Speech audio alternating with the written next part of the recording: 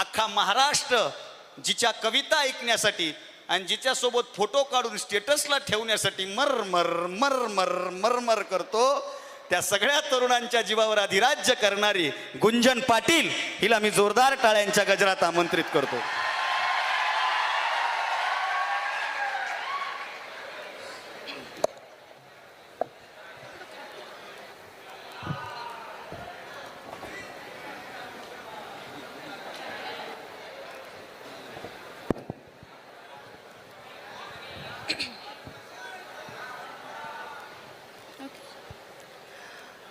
माझा आवाज येतोय शेवटपर्यंत?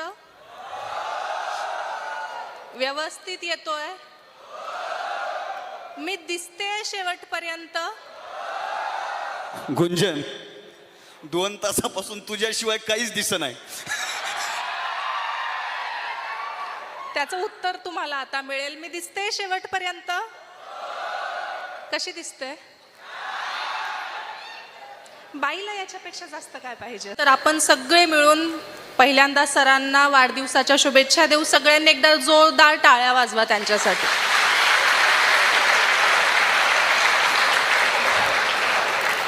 ही युवा पिढी आणि जेन झी काय करू शकते हे आपण दाखवून दिलंय. या देशात खूप काही आपण केलंय आणि त्यांची शक्ती एकत्र आणण्याचं काम सर करतात. हे खूप मोठं काम आहे.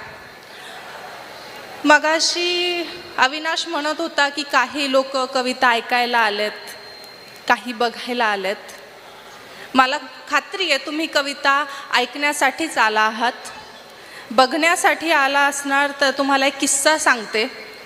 एका महाविद्यालयात गेले होते. ज्युनियर कॉलेज होतं सर. 12वीचा मुलगा असेल. बसलेला होता समोर आणि टक लावून बघत होता.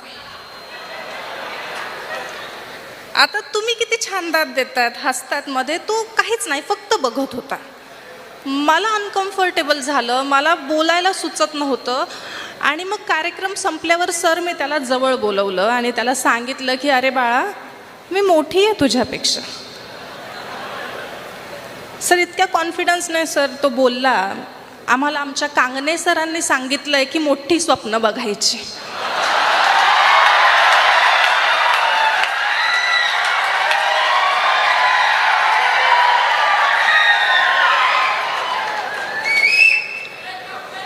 बऱ्याच ठिकाणी असं होतं ना की बरीच नजरा खेळलेल्या असतात. एक मिनिट. शिट्टी वाजवणं आपली संस्कृती नाही.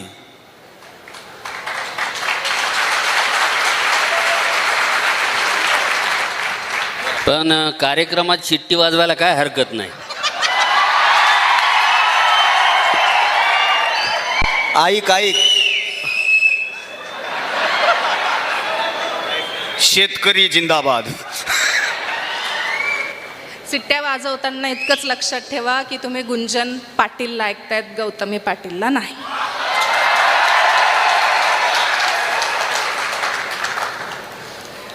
तर बऱ्याच कार्यक्रमांमध्ये असं होतं सर की काही लोक टक लावून बघत असतात. मग 2 ओळी लिहिला की इतका रोखून पाहू नको रे, मी अशी वितळणार नाही. हे जवळजवळ सगळ्याच पोरी म्हणू शकतात प्रत्येक मुलाला की इतका रोखून पाहू नको, मी अशी वितळणार नाही. माझ्या डोळ्यात घनदाट जंगल आहे, तुला रस्ता कळणार नाही.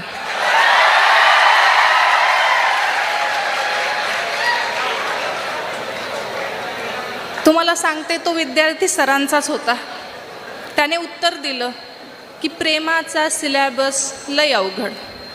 प्रेमाचा सिलॅबस लई अवघड, कळता कळत नाही आणि अर्ज तोपर्यंत करत राहणार जोपर्यंत रिझल्ट मिळणार नाही.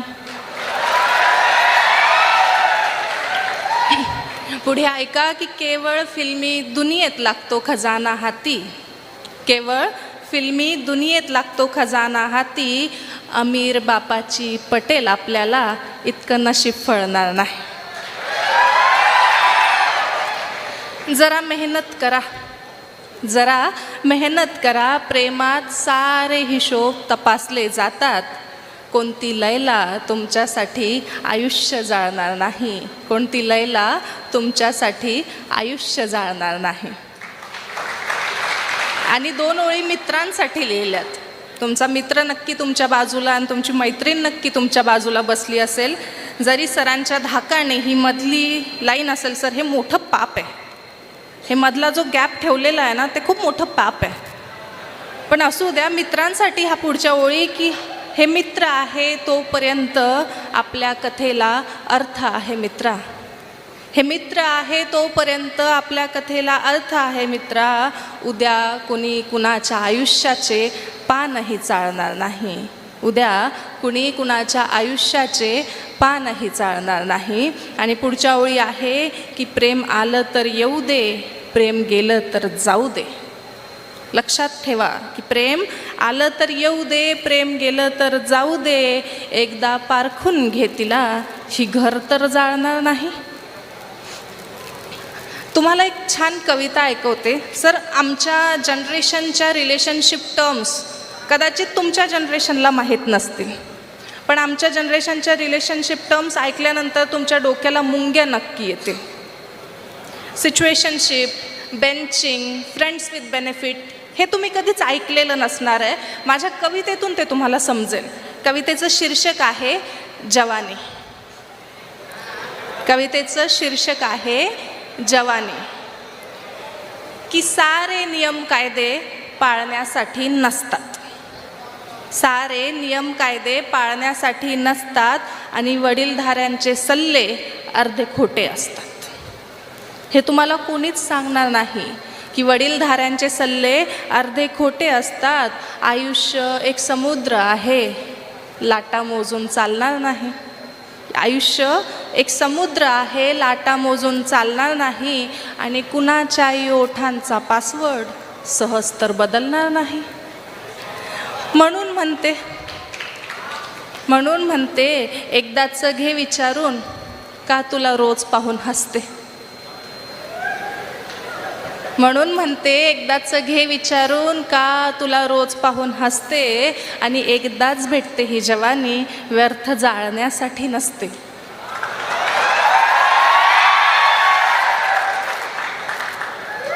प्रेमाची आता रीत बदलली.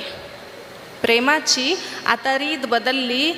कालच एका रांझ्याने हीर बदलली. तू कुठं आता व्हिंटेज निखळ प्रेमाची वाट पाहतो. आता रोमिओ खुद जुलिएटसोबत सिच्युएशनशिपमध्ये राहतो. सिरीनेही फरहादला बेंचिंग केलं म्हणे. आता ती प्रत्येकाला पाहून हसते. आणि एकदाच भेटते ही जवानी, व्यर्थ जाळण्यासाठी नसते. घे मनावर दे दाखवून, तू काय रीज आहे. घे मनावर दे दाखवून, तू काय रीज आहे. असेल ती हॉट बॉम्ब सेक्सी, तू ही कोल्ड स्टोरेज फ्रीज आहे. किती दिवस रेड फ्लॅगचा विचार करत बसणार. तिचं घोस्टिंग सुरू आहे आणि हे तुला कसं दिसणार.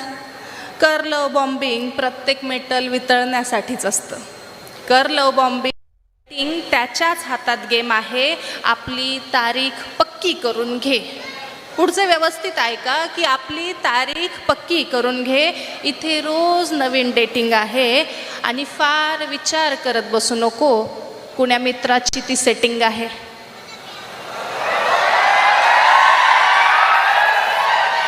आणि फार विचार करत बसू नको की कुण्या मित्राची ती सेटिंग आहे. मुली अवघड पेपर सोपा करून घेतात.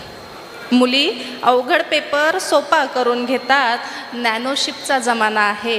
रिकाम्या जागा लगेच भरल्या जातात.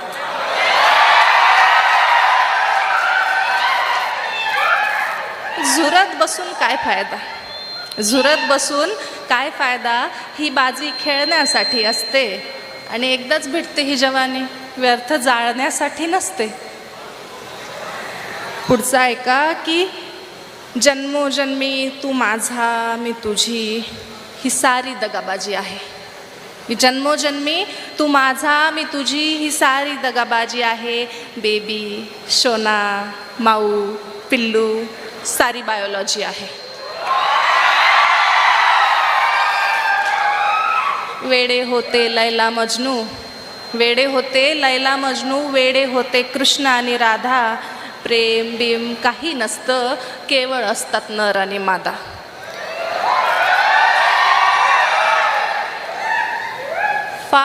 ठोकरा खाव्या लागतात, फार ठोकरा खाव्या लागतात.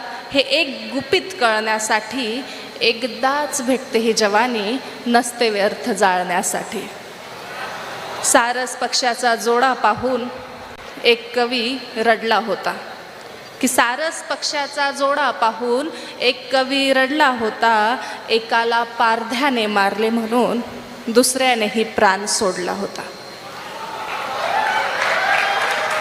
वाल्मिकी रामायण कसं लिहिलं गेलं याची कथा जर तुम्हाला माहीत असेल तर वाल्मिकींनी एक सारस पक्षाच्या जोड्याला बघितलं होतं, ज्यातला एक पक्षी मारला गेला होता आणि म्हणून दुसऱ्याने डोकं आपटून स्वतःचा जीव दिला होता. आणि तेव्हा पहिली कविता जन्माला आली होती. म्हणून या ओळी आहेत की सारस पक्षाचा जोडा पाहून एक कवी रडला होता. एकाला पारध्याने म्हणून दुसऱ्याने प्राण सोडला होता. खऱ्या प्रेमात जिगर लागतो, खऱ्या प्रेमात जिगर लागतो एकावरच आयुष्य उधळण्यासाठी.